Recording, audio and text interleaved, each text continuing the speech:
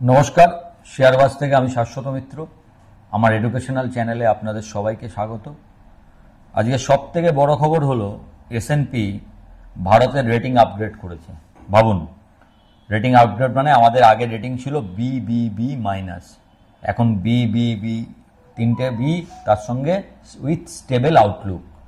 মানে সবাই কি ভাবছে যে যদি ট্রেড ডিল না হয় ভারতের জিডিপির ওপর এফেক্ট করবে, জিডিপি গ্রোথ কম হতে পারে, টোটাল জিডিপি কমতে পারে, নানা রকমভাবে ভারতের আমাদের যে এক্সপোর্ট সেক্টরে যা যা আছে, বিশেষ করে জেমস জুয়েলারি, আপনার ফার্নিচার গুডস, কেমিক্যাল, এই সমস্ত এফেক্ট করবার সবাই ভাবছে যে এত টাকা এফেক্ট হবে, এই করার জন্য আমাদের জিডিপির এই পরিবর্তন হতে পারে। This are the bad effect, যা যদি ট্রেড ডিলটা না হয়। তাহলে এসবের মধ্যে কি এমন হলো যে S&P হঠাৎ ভাবছে যে ইউএসের সঙ্গে ট্রেড ডিলটা ভারতের জিডিপিতে কোনো এফেক্টই করবে না, উল্টে তারা আমাদের রেটিং আপগ্রেড করে দিচ্ছে। একটা জিনিস দেখেছেন তো, যে ডোনাল্ড ট্রাম্প এত খারাপ কথা বলার পরও মার্কেট 24,350কে ভাঙতে চায়নি। সোমবারে কি হবে জানা যায় না, আরো অনেক কিছু ঘটনা ঘটতে পারে। সোমবারের নিয়ে আলোচনায় আপনাকে প্রথম ভাবতে হবে যে কি হতে পারে সোমবারের জন্য। আমরা অনেকেই অনেক প্রিপারেশন নিচ্ছে, কারণ এত বড় একটা ইভেন্ট সোমবারে। শুক্রবার অ্যাকচুয়ালি দুটো বড় ইভেন্ট আছে, দেশে একটা বড় ইভেন্ট এবং বিদেশেও একটা বড় ইভেন্ট। বিদেশের বড় ইভেন্টটা আপনারা সবাই জানেন, আলাস্কায় ডোনাল্ড ট্রাম্প এবং পুতিন মিট করছে। সবচেয়ে খারাপ লাগছে ইউক্রেনের জন্য। আপনি চিন্তা করুন, আপনার বাড়ি নিয়ে আলোচনা হচ্ছে, আপনার বাড়িটা অন্য কেউ দখল করে আছে, কি হবে না হবে সেই আলোচনাতে আপনিই নেই। আলোচনা করছে ট্রাম্প আর পুতিন বলছে আমার এত ইউক্রেন চাই, ডিসাইড কে করবে? ট্রাম্প। ইউক্রেন তাহলে কি করবে? কতটা অসহায় অবস্থা ইউক্রেনের।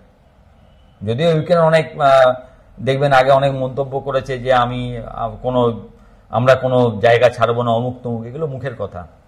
ট্রাম্প যদি বলে যে তোমায় ছাড়তে হবে, তাহলে ইউক্রেন কি করতে পারে আমার জানা নেই। আমি জানি না কোথায় এর সমাধান, কিন্তু এটা অদ্ভুত লাগলো যে এটা ট্রাইপার্টিজ একটা হওয়া উচিত ছিল, তিনজনে মিলে একটা কথাবার্তা হওয়া উচিত ছিল। সেটা হচ্ছে ট্রাম্প আর পুতিনের মধ্যে। যাই হোক, তার ফলাফল কি হবে সেটা হতে পারে, কিন্তু ফলাফলের জন্য আপনারা যদি আগে থেকে একটা চান যে হ্যাঁ ঠিক আছে, এর ফলাফল যেরমভাবেই আসুক না কেন, আলটিমেটলি তো ইন্ডিয়ান মার্কেট ওপরে উঠবে। সেই মার্কেট ওঠার জন্য যদি আপনারা চান যে একটা ভালো কারোর সঙ্গে যুক্ত হয়ে আমি শেয়ার কিনবো, তো আমার ডেসক্রিপশানে একটা লিঙ্ক রয়েছে, সেই লিঙ্ক থেকে আপনি অ্যাকাউন্ট খুলতে পারেন। ওখানে ওদের FNO, ইকুইটি FNO অপশন এবং IPO এবং কারেন্সি 2 মাসের জন্য যারা ওপেন করবেন তাদের সমস্ত ব্রোকারেজ ফ্রি।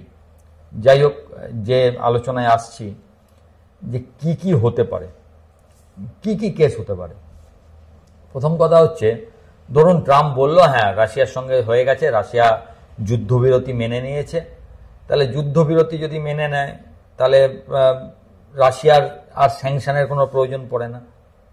এখন ট্রাম্প যদি মুখে বলে যে এবার রাশিয়ার সঙ্গে অন্য কেউ কোনো ট্রেড করলে আমি যে স্যাংশন লাগিয়েছিলাম আর এটা এফেক্টিভ রইল না, এবং ভারতের নাম করে যদি বলে, তাহলে তো ইন্ডিয়ান মার্কেটে বললে তাহলে হয়তো সোমবার সকালে হয়তো আপনি 400-500 পয়েন্টের একটা গ্যাপ আপ, 2% একটা গ্যাপ আপ হতেই পারে মার্কেটে। 25,100-200 আপনি দেখলেও দেখতে পারেন, যদি ভারতকে উল্লেখ করে দেয়, সঙ্গে আবার S&Pর রেটিং আপগ্রেড, সব মিলিয়ে হিউজ পজিটিভ। কিন্তু এটা সম্ভাবনা কম। কেন কম বলছি, আপনি ভাবুন ট্রাম্পের মতো ইগোইস্টিক লোক, ট্রাম্পের সঙ্গে ভারতের এখন প্রবলেমটা কি? আপনি চিন্তা করুন, আমেরিকার মাটিতে গিয়ে আসিফ মুনির ভারতকে যাতা বলছে, এমনকি একটা পরমাণু যুদ্ধের হুমকি দিচ্ছে, যেখানে বলছে অর্ধেক পৃথিবী উড়ে গেলে উড়ে যাক, আমরা নিজেদের বাঁচাবার জন্য অর্ধেক পৃথিবীকে উড়ে যাব। এই কথা বলার পরও ট্রাম্প প্রশাসনের পক্ষ থেকে তাকে কোনো সমালোচনা করা হচ্ছে না, এবং সে তো বোঝাই যাচ্ছে এটা একটা নেক্সাস তৈরি হয়েছে। এবং এর সঙ্গে আপনাকে জুড়তে হবে, বিলাবল ভুট্টো আমেরিকা থেকে ভারতকে হুমকি দিয়েছে যে এই জল পাওয়ার, সিন্ধু জল চুক্তি নিয়ে জল পাওয়ার অধিকার আমাদের আছে, নাহলে জল না পাওয়ার জন্য যা যা করতে হবে আমরা করতে পারি। তার মানে এগুলো তো ট্রাম্প প্রশাসন যদি না চাইতো, একটা অন্য দেশের মাটিতে এগুলো বলা যায় কি? প্লাস হচ্ছে ইন্টারন্যাশনাল কোর্ট অফ জাস্টিস হেগে যেটা আছে, সেখান থেকে দেখবেন সিন্ধু জল চুক্তিকে ভারত যাতে মান্যতা দেয় তার জন্য ওরা রায় বের করেছে। যদিও ভারত তৎক্ষণাৎ বলেছে যে এই রায় আমরা মানি না, কারণ ভারত এই চুক্তিটাকে আউটডেটেড মনে করে এবং ভারতের নদীতে ভারত কাকে জল দেবে বা না দেবে সেটা ভারতের সিদ্ধান্ত, সেখানে অন্য কারোর জুরিসডিকশন নেই। আপনি ঠিক করতে পারেন না যে আমার নদী থেকে আমি কাকে জল দেবো আর কাকে দেব না। Bharat take a bold step, কিন্তু এই জায়গাতে আমার যা মনে হচ্ছে যে ট্রাম্প প্রশাসন কোনোভাবে তো ভারতের ওপর চটে আছে, কারণ ভারত সিন্ধু যুদ্ধের ক্রেডিট, আমাদের অপারেশন সিন্দুরের ক্রেডিট ট্রাম্পকে দেয়নি থেমে যাবার। প্লাস একটা জিনিস দেখছেন, গত দুদিন ধরে ভারতীয় সেনা বিভিন্ন আপডেট দিচ্ছে, তাতে দেখা যাচ্ছে F-16 3-4টে নামানো হতে পারে, মানে F-16 যুদ্ধ বিমান ধ্বংস হয়েছে। এবং এইটা যে আমেরিকার পক্ষে খুব সুখকর খবর নয়, আমেরিকার মার্কেটের পক্ষে, যে আমেরিকার বিমানকে এত সহজে ধ্বংস করা যাচ্ছে, তো আমেরিকা এটা খুব ভালোভাবে নেবে বলে মনে করি না। সুতরাং যারা এরমভাবে চেষ্টা করছে সব দিক দিয়ে ভারতকে বাঁচ দেবার, সরি ফর দ্য ল্যাঙ্গুয়েজ, তারা এই সোমবারেই শুক্রবারের পরই বলে দেবে যে ভারতের এক্সট্রা 25% ট্যারিফ লাগবে না রাশিয়ার সঙ্গে। এটা সম্ভাবনা আমার কম মনে হচ্ছে, যদি হয়তো খুবই ভালো, কিন্তু সম্ভাবনা কম। বরঞ্চ উল্টো দিকটা হতে পারে, এই সিন্ধু জল চুক্তি নিয়েই না ভারতকে আরও কোণঠাসা করার জন্য আমেরিকা কোনো রকম আরও স্টেপ নেয়। কারণ ভারতের ওপর একটা গ্রাজ রয়েছেই, কারণ ভারতকে ভয় দেখিয়ে চাপে রেখে তারা নিজেদের অনুকূলে এখানে কোনো ট্রেড ডিল করতে পারেনি। ভারতের এগ্রি মার্কেট বা ডেয়ারি মার্কেটে আমেরিকান কোম্পানিকে ঢুকতে ভারত দেয়নি।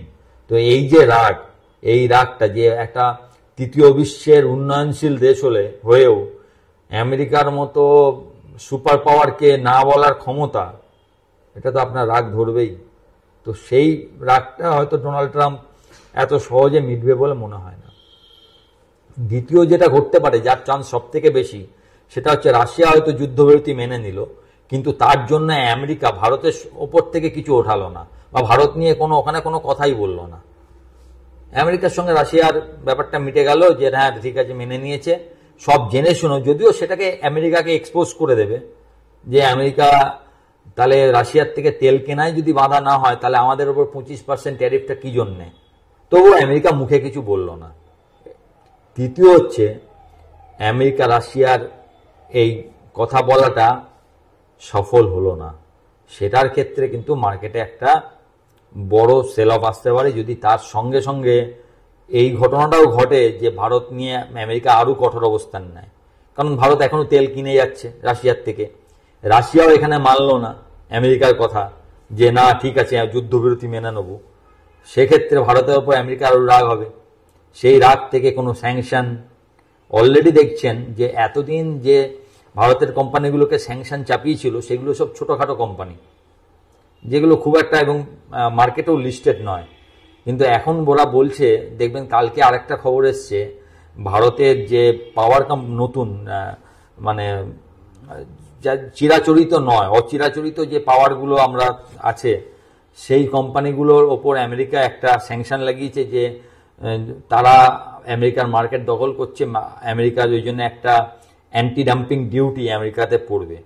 এবং একই দিনে চীন আবার ভারতের এই কোম্পানিগুলো থেকে অ্যান্টি ডাম্পিং ডিউটি তুলে নিয়েছে।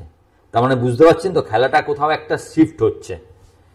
দেখবেন ভারতের কালকে একটা অ্যাডভাইজারি দিয়েছে ভারত, যে চীনের সঙ্গে ডাইরেক্ট যে বিমান আমাদের পরিবহন ছিল সেটা 5 বছর বন্ধ ছিল, সেটা যাতে যত তাড়াতাড়ি সম্ভব শুরু করা যায় তার জন্য এয়ার ইন্ডিয়া এবং ইন্ডিগোকে প্রস্তুত থাকতে বলেছে। তো একটা কথা জেনে রাখবেন, রাজনীতি এবং জিও পলিটিক্সে কোনো কিছু এমনি এমনি হয় না, সব কিছু একটা চিন্তা ভাবনার মধ্যে দিয়েই হয়। সুতরাং একটা শিফট অফ মানে একটা জায়গা থেকে, একটা অক্ষ থেকে অন্য অক্ষে একটা পরিবর্তন দেখা যাচ্ছে, যার জন্য দেখবেন আমেরিকার একজন সেনেটর অলরেডি বলেছেন যে শুধু শুধু রাশিয়ার ওপর রাগ করে ভারতের ওপর এই ট্রেডের ওপর ট্যারিফ চাপিয়ে আমেরিকা নিজের একজন বিশ্বাসযোগ্য অ্যালাইকে নষ্ট করছে। এত বিশ্বাসযোগ্য ভারতের সঙ্গে যে ট্যাকটিক্যাল একটা আমেরিকার সম্পর্ক ছিল, সেই সম্পর্কটা পুরোপুরি তলানিতে এসে ঠেকেছে এই ডোনাল্ড ট্রাম্পের হঠকারিতায়। এখন এইটা পরবর্তীকালে কোন দিকে শেপ নেবে কিছু জানা যায় না, তবে আশা করা যাচ্ছে যে এটা সহজে ঠিক হবে এটা তো মনে হচ্ছে না। এখন দেখা যাক ভারত, চীন, রাশিয়া, ব্রাজিল নিয়ে যে ব্রিক্স, যেটা নিয়ে আমেরিকার এত মাথা ব্যথা, যে যারা ডলারকে ছাড়িয়ে নিজের টাকা দিয়ে সারা পৃথিবীকে ট্রেড করতে চাইছে, যে ডলারের গুরুত্ব হ্রাস করবার যে চেষ্টা, সেটা আরো জোর পায়, তাতে আমেরিকা আরো রেগে গিয়ে কি করে। এবং এরম হতে পারে হিন্ডেনবার্গ যেরম দেখেছিলেন যে আদানির ওপর, এরম আরো অনেক ভারতীয় কোম্পানির ওপর আমেরিকা নতুন নতুন রিপোর্ট আসতে পারে, নতুন স্যাংশন আসতে পারে, যে তুমি এই রাশিয়ান অয়েল বা ইরানিয়ান অয়েল ঘুরপথে কিনেছো, এইসব জিনিস আসতে পারে। এবং আমেরিকা যেহেতু একটা বড় দেশ, তার প্রচুর ক্ষমতা আছে, তাই ভারতের ইন্টারনালেও তারা একটা গন্ডগোল তৈরি করতে পারে। সুতরাং এখন সব থেকে বড় যেটা দরকার, ভারতের 140 কোটি মানুষ যদি একযোগে এটা আমরা রাখতে পারি যে না, আমেরিকার দাদাগিরি এখানে চলবে না, এবং আমরা আমাদের দেশের, ধরুন এটা কি প্রবলেমটা কি হচ্ছে, যে আমরা এক্সপোর্ট একটু কম করতে পারবো, তার ফলে কি আমাদের উৎপাদিত মালগুলো হবে কি, যদি এক্সপোর্ট না করি তাহলে সেই কোম্পানিগুলোর খারাপ অবস্থা হবে। সেই কোম্পানির উৎপাদন যদি আমরা নিজেরাই, 140 কোটির দেশ, যদি আমরা নিজেরাই সেগুলো ইউজ করতে পারি, আমাদের যদি ইয়েটা বাড়ে, আপনার ডিম্যান্ডটা বাড়ে, তাহলে তো এই ব্যাপার। তার জন্য দুটো স্টেপ সরকার নিতে পারে। কি নিতে পারে? একটা হচ্ছে ডিম্যান্ড বাড়ানোর জন্য প্রচুর এমন কিছু স্কিম করতে পারে, যেটায় এটাকে একটা মানে আপনার ম্যানুফ্যাকচারিং হাব হিসাবে ভারতকে গড়ে তুলতে পারে, যেভাবে চায়না নিজেকে ম্যানুফ্যাকচারিং হাব হিসাবে গড়ে তুলেছিল। তা ম্যানুফ্যাকচারিং হাব হিসাবে এই গড়ে তোলার কোনো কিছু যদি 15ই আগস্ট, এবার দেশের কথাটা বলছি, 15ই আগস্ট লালকেল্লা থেকে প্রধানমন্ত্রী কিছু বলেন যে ভারতকে ম্যানুফ্যাকচারিং হাব হিসাবে তুলে ধরবার জন্য আমরা এই স্টেপ নিচ্ছি, এই আসছে, নতুন এই আসছে, সেটা মার্কেট খুব পজিটিভলি নিতে পারে। এখন সবই সম্ভাবনার কথা। প্রধানমন্ত্রী কি বলবেন না আমি জানি না, জানা সম্ভব না, আমেরিকা রাশিয়ার কি হবে কি সম্ভব। তবে আপনাদের সঙ্গে যেগুলো হতে পারে, যা যা ঘটতে পারে, দুটো আমাদের প্রবলেম আছে। একটা হচ্ছে দেখবেন সারা দেশময় একটা কথা হচ্ছে যে ভারতের ম্যানুফ্যাকচারিং হাব হতে গেলে কি হবে, প্রচুর কর্মসংস্থানের সৃষ্টি হবে। তাহলে কর্মসংস্থান নিয়ে ভারতের যে প্রবলেমটা, সেটা অনেকটা মিলবে। আমাদের একটা সুবিধা আছে যে আমরা এত কিছুর পরেও 6% GDP growth economy, fastest growing in the world economy, এই সুবিধা। সেকেন্ড হচ্ছে আমাদের কনজামশন, আমাদের দুটো, এক হচ্ছে এক্সপোর্টটাকে কনজামশন লেস স্টোরি, 140 কোটির দেশ, হিউজ কনজামশন। তা আমরা যদি আমাদের নিজেদের কনজামশন একটু বাড়াতে পারি, তার জন্য কি দরকার, ইনকামটাকে বাড়ানো দরকার, তার জন্য কর্মসংস্থানের দরকার। কর্মসংস্থান হলে ইনকাম লোকের বাড়বে, ইনকাম বাড়লে তারা খরচা করবে, খরচা করলে ডিমান্ড বাড়বে, ডিমান্ড বাড়লে আমাদের দেশের যে মাল তৈরি হয়, এটা পুরো একটা সাইকেলের মতো। তাই এইটা যদি আমরা ঠিকঠাকভাবে করতে পারি, তাহলে হয়তো এই বিশাল যে বিপদ আমাদের সামনে এখন আছে, ইউএস এর এই মারাত্মক চোখ রাঙানি, সেটা হয়তো আমরা কাটিয়ে উঠতে পারবো। এবং একবার যদি এটাকে আমরা কাটিয়ে উঠতে পারি, যদি ইউএস এর এই অনৈতিক চোখ রাঙানির ওপরে যদি আমরা যদি মাথা নত করি, তাহলে এটা একদম শিওর জানুন যে ভারত বিশ্ব মানচিত্রে একটা অন্য জায়গায় যাচ্ছে। এবং ভারত যদি বিশ্ব মানচিত্রের ওপরের দিকে যায়, অলরেডি আমরা 5th লার্জেস্ট ইকোনমি, পারচেস পাওয়ার প্যারিটি অনুযায়ী আমরা 3rd লার্জেস্ট ইকোনমি। তাই এটা যদি আরো আমরা উপরের দিকে যাই, আমাদের দেশ যদি উপরের দিকে যায়, আপনার মার্কেটও অনেক উপরের দিকে যাবে। আপনি ভাবুন, আপনার মার্কেটের টোটাল মার্কেট ক্যাপ 4 ট্রিলিয়ন, যেটা একা এনভিডিয়ার মার্কেট ক্যাপ। অনেক আরো 3টে কোম্পানি, মাইক্রোসফট, অ্যাপেল, অ্যামাজন, সব 3 ট্রিলিয়নের ওপর। তাহলে ভারতের মানে ভ্যালুয়েশন বাড়ানোর, মার্কেট ভ্যালুয়েশন হিউজ করার অনেক জায়গা রয়েছে। অনলি 4 ট্রিলিয়ন, যেটা আমেরিকার একটা কোম্পানি, আমেরিকার টোটাল মার্কেট ক্যাপ এখন 70 ট্রিলিয়নের কাছাকাছি। তাহলে ভাবুন কত গুণ হতে পারে। যদি আমরা এখান থেকে 25 ট্রিলিয়নেও যাই, তার মানে 6 টাইমস। তাহলে আপনার স্টকগুলো কোথায় যেতে পারে, মার্কেট কোথায় যেতে পারে, নিফটি কোথায় যেতে পারে, জাস্ট ইমাজিন অ্যাবাউট ইট। শুধু আমাদের একটু সদিচ্ছা দরকার এবং একটু মেনে চলা যে হ্যাঁ আমরা আমাদের ইকোনমিকে আমাদের মানে এই যে ডিমান্ড যাতে কনজামশনটা বাড়ে তার জন্য আমরা চেষ্টা করব। দেখবেন প্রধানমন্ত্রী অলরেডি বলেছেন যে আমরা বাইরের কিছু কিনবো না, বাইরের দেশের কিছু না কিনে নিজের দেশের ভোকাল ফর লোকাল, নিজের দেশের যা যা কেনার সেগুলো কিনবো। এইটুকু যদি আমরা করতে পারি হয়তো আমরা এই অসুবিধা থেকেও কাটিয়ে উঠতে পারি। দেখা যাক কি হয়। 15ই আগস্ট মার্কেটের জন্য দেশেই বলুন বাইরেই বলুন একটা ডে। এখান থেকে মার্কেট যদি সোভারেন রেটিং এগুলো সব ঠিক হয় নতুন হায়ের দিকেও যেতে পারে। আবার যদি এগুলো সবই নেগেটিভের দিকে যায় তাহলেও মার্কেট 23,800 23,500 আসবার সম্ভাবনা থাকছে। তো দেখা যাক কি হয়। আপাতত 3 দিন সবাই এনজয় করুন। আপনাদের সবাইকে 79th ইন্ডিপেন্ডেন্স ডের জন্য শুভেচ্ছা, শুভকামনা। দেশ সবচেয়ে বড়, দেশের পতাকা যদি আফহোল্ড থাকে আমরা সবাই ঠিক থাকবো, দেশ ঠিক থাকুক, তাহলেই আমরা ঠিক থাকবো। ভালো থাকবেন, নমস্কার।